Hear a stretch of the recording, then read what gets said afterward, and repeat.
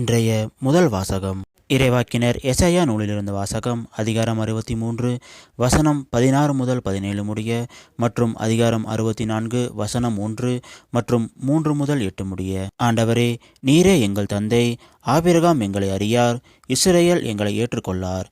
ஆண்டவரே, நீர்தான் எங்கள் தந்தை, பண்டை நாளிலிருந்து எம் மீட்பர் என்பதே உம் பெயராம். ஆண்டவரே, உம் வழிகளிலிருந்து எங்களை பிறழ செய்வதேன்? உமக்கு அஞ்சி நடவாதவாறு எம் நெஞ்சங்களை கடினப்படுத்தியதேன்? உம் ஊழியர்களை முன்னிட்டும் உம் உரிமை சொத்தாகிய குளங்களை முன்னிட்டும் திரும்பி வாரும். நீர் வானங்களை பிளந்து இறங்கி வரமாட்டீரா? மலைகள் உன் திருமுன் நடுநடுங்குமே.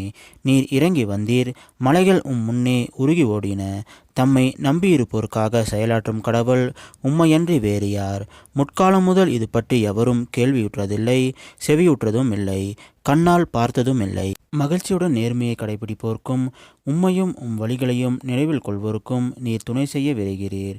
இதோ, நீர் சினமடைந்தீர், நாங்கள் பாவம் செய்தோம். நெடுங்காலமாய் பாவம் செய்திருக்க நாங்கள் மீட்கப்படுவது எங்கனம்? நாங்கள் அனைவரும் தீட்டுப்பட்டவர் போல் உள்ளோம். எங்கள் நேரிய செயல்களெல்லாம் அழுக்கடைந்த ஆடை போல் ஆயின. நாங்கள் யாவரும் இலை போல் கருகி போகின்றோம். எங்கள் தீச்செயல்கள் காற்றைப் போல் எங்களை அடித்து சென்றன. உம் பெயரை போற்றுவர் எவரும் இல்லை, உம்மை பற்றி கொள்ள முயல்பவர் எவரும் இல்லை.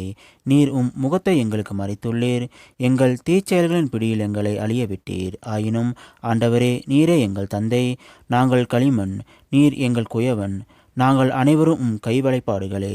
இது ஆண்டவர் வழங்கும் அருள்வாக்கு. இறைவா, உமக்கு நன்றி. இன்றைய இரண்டாம் வாசகம் திருத்தூதர் பவுல் கொரிந்தியருக்கு எழுதிய முதல் திருமுகத்திலிருந்து வாசகம்.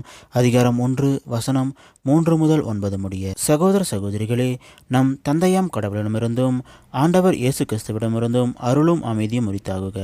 இயேசு கிறிஸ்து நமக்கு மட்டுமல்ல, அனைவருக்கும் ஆண்டவர். கிறிஸ்து இயேசுவின் வழியாக நீங்கள் பெற்றுக்கொண்ட இறையருளை முன்னிட்டு உங்களை நினைத்து என் கடவுளுக்கு என்றும் நன்றி செலுத்துகிறேன். ஏனெனில் நீங்கள் கிறிஸ்துவுடன் நினைக்கப்பெற்று சொல்வன்மையும் நிறைவறிவும் பெற்று எல்லா வகையிலும் செல்வர்களானீர்கள். மேலும் கிறிஸ்துவை பற்றிய சான்று உங்களால் உறுதிப்படுத்தப்பட்டுள்ளது. ஆண்டவராகிய இயேசு கிறிஸ்து வெளிப்படுவதற்காக காத்திருக்கும் உங்களுக்கு அருள் கொடை எதிலும் குறையே இல்லை. நம் ஆண்டவர் இயேசு கிறிஸ்து வெளிப்படும் நாளில் நீங்கள் குறை சொல்லுக்கு ஆளாகாதிருக்க அவர் உங்களை இறுதி வரை உறுதிப்படுத்துவார். கடவுள் நம்பிக்கைக்குரியவர். தம் மகனும் நம் ஆண்டவருமாகிய இயேசு கிறிஸ்துவின் நட்புறவில் பங்கு பெற உங்களை அவர் அழைத்துள்ளார். இது ஆண்டவர் வழங்கும் அருள்வாக்கு. இறைவா, உமக்கு நன்றி. இன்றைய நற்செய்தி புனித மாற்கு எழுதிய நற்செய்தியிலிருந்து வாசகம். அதிகாரம் 13 வசனம் 33 முதல் 37 முடிய. அக்காலத்தில் மானிட மகன் வருகையை பற்றி இயேசு தம் சீடர்களுக்கு கூறியது: கவனமாயிருங்கள், விழிப்பாயிருங்கள். ஏனெனில் அந்த நேரம் எப்போது வரும் என உங்களுக்கு தெரியாது. நெடும் பயணம் செல்லவிருக்கும் ஒருவர் தம் வீட்டை விட்டு வெளியேறும்போது தம் பணியாளர் ஒவ்வொருவரையும் அவரவர் பணிகளுக்கு பொறுப்பாளராக்கி விழிப்பாயிருக்கும்படி வாயில் காவலருக்கு கட்டளையிடுவார். அதுபோலவே நீங்களும் விழிப்பாயிருங்கள். ஏனெனில் வீட்டுத் தலைவர் மாலையிலோ நள்ளிரவிலோ சேவல் கூவும் வேளையிலோ காலையிலோ எப்போது வருவார் என உங்களுக்கு தெரியாது. அவர் திடீரென்று வந்து நீங்கள் தூங்குவதை காணக்கூடாது. நான் உங்களுக்கு சொல்லுவதை எல்லோருக்குமே சொல்கிறேன், விழிப்பாயிருங்கள். இது கிறிஸ்து வழங்கும் நற்செய்தி. கிறிஸ்துவே உமக்கு புகழ்.